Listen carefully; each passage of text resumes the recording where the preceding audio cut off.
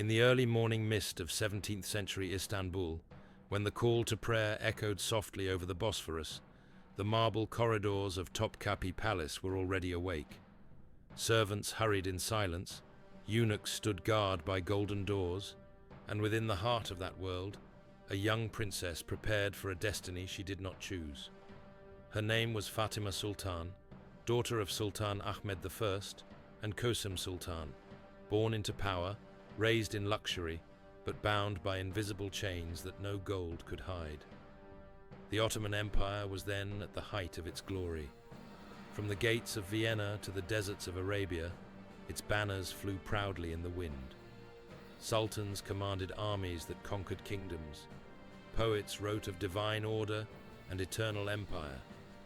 But behind the splendor of the domes, behind the walls of the palace, lived those whose stories were never told.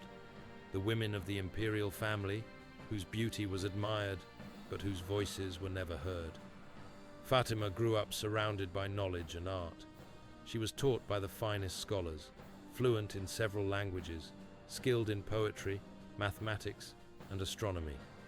Her mother, Qasim Sultan, was the true power behind the throne, wise, feared, and deeply protective of her children. To outsiders, Fatima's childhood seemed perfect. Gardens filled with roses, music drifting through marble halls, a life of peace and learning. Yet, within the palace, every comfort came with a price. For a princess of the empire, love, freedom, and choice were illusions. From the day she was born, Fatima's fate was already written. Her purpose was not to live for herself, but to serve the empire through alliance and marriage. She would be married not for affection, but for politics.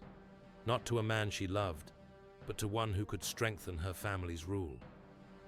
When she turned 15, the choice was made. Her father's advisors arranged her marriage to Kara Mustafa Pasha, a powerful military commander nearly twice her age. To the court, it was a triumph, a bond between the sword and the throne. But for Fatima, it was a quiet tragedy. In the weeks before her wedding, she was removed from her usual chambers and placed in seclusion, a tradition meant to prepare royal brides for marriage. Her days became rituals of silence and obedience. She was instructed by older attendants on how to speak, how to walk, how to serve, and above all, how to remain silent. Her meals were measured, her movements watched, her prayers recorded. Every moment of her existence was controlled in the name of purity and discipline. The palace chroniclers described these rituals in gentle terms: refinement, preparation, devotion. But between their words lies another story, one of fear and resignation. Fatima, once lively and curious, began to speak less each day. Servants said her laughter disappeared. Even her handwriting, once bold and beautiful, became thin and hesitant. When the day of her wedding arrived, the city celebrated with unmatched splendor. The streets of Istanbul were decorated with silk banners, musicians played before the palace gates, and fireworks burst over the Bosphorus. To the empire, this was more than a wedding. It was a symbol of strength and harmony. But inside the palace, the bride sat motionless. Dressed in white silk, heavy with pearls, her eyes were distant, her face pale beneath layers of gold embroidery. As the ceremonies continued, she performed every gesture perfectly, every bow, every smile. Yet, those who looked closely saw the stillness of someone already gone. That night, when the festivities ended, she was led to her husband's chamber. The records speak only in formal language. The union was fulfilled according to custom. But whispers within the palace tell a different story.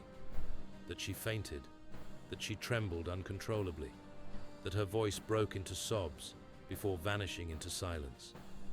Physicians later called it a form of melancholia, the faint and mysterious illness of noble women. Today, we would call it trauma. The months that followed passed in quiet sorrow. Fatima fulfilled her duties as a wife and later gave birth to children, but she was no longer the same. Her health declined, her appetite faded, and she began to avoid gatherings and sunlight. She spent long hours in prayer, often repeating the same verses over and over again. The once radiant princess became a ghostly figure, moving silently through the marble corridors where she had once played as a child. Even her husband, Kara Mustafa Pasha, was said to have grown distant, perhaps out of guilt, perhaps out of fear.